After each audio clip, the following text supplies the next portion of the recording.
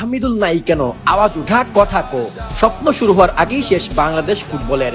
জাতীয় দল ঢাকায় এসে পৌঁছালেও উদীয়মান ইতালিয়ান ফুটবলার ফাহমিদুল ফিরে গেছেন ইতালিতে, এমনটাই জানাচ্ছে এই দেশের বিভিন্ন সংবাদ মাধ্যম। মনে রাখো ফুটবল প্রেমীরা, আজ যদি ফাহমিদুলের সাথে অন্যায় করা হয়, তাকে যদি অবমূল্যায়ন করে বাদ দেওয়া হয়, তাহলে কিন্তু এই দেশে আর প্রবাসী ফুটবলাররা আসার সাহস দেখাবে না।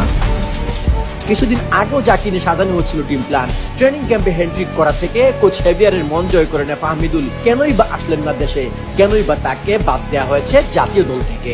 এফসি কাপের বাছাই পর্বের ভারত ম্যাচকে সামনে রেখে ইতালি থেকে সরাসরি বাংলাদেশ ন্যাশনাল টিমের ট্রেনিং ক্যাম্পে যোগ দিয়েছিলেন ইতালিয়ান ফোর্স টায়ারে খেলা ফাহমিদুল। কয়েকদিন আগে ট্রেনিং ক্যাম্পে কেন সে জাতীয় দল ডিজার্ভ করে তার প্রমাণ দেন তিনি। ক্যাম্পে বাংলাদেশি ডিফেন্ডারদের ড্রিবলিং স্কিলে নাস্তানাবুদ করতে থাকেন, যার ধারায় কোচ হেভিয়ার কাবারও জানায় তার পরিকল্পনা অন্যতম পয়েন্ট এই প্রবাসী ফুটবলার।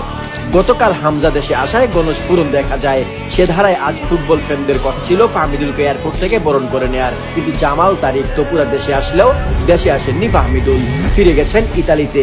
2 দিন আগেই যাকে নিয়ে সাজানো হচ্ছিল পরিকল্পনা, হঠাৎ করে কি এমন হলো যে বাদ পড়লেন Fahmidul. Bangladesh football আলট্রাস, the generation we road, সেই বাংলাদেশ ফুটবলের মতো জনপ্রিয় ফুটবল গ্রুপগুলোতে আলোচনা উঠছে। সবাই বলছেন এক সিন্ডিকেটের কথা, কিন্তু সেই সিন্ডিকেটে কে আছেন, কারা আছেন তা জানা নেই কারো। অনেকেই মনে করেন বাংলাদেশ ফুটবলের এই বেটি সিন্ডিকেট যতদিন থাকবে ততদিন বাংলাদেশ ফুটবলের কোনো উন্নতি হবে না। এই সিন্ডিকেট ভেঙে কিছু ব্যক্তিদের বের না করলে দেশের ফুটবলের প্রতিনিয়ত চলে যাচ্ছে ধ্বংসের মুখে।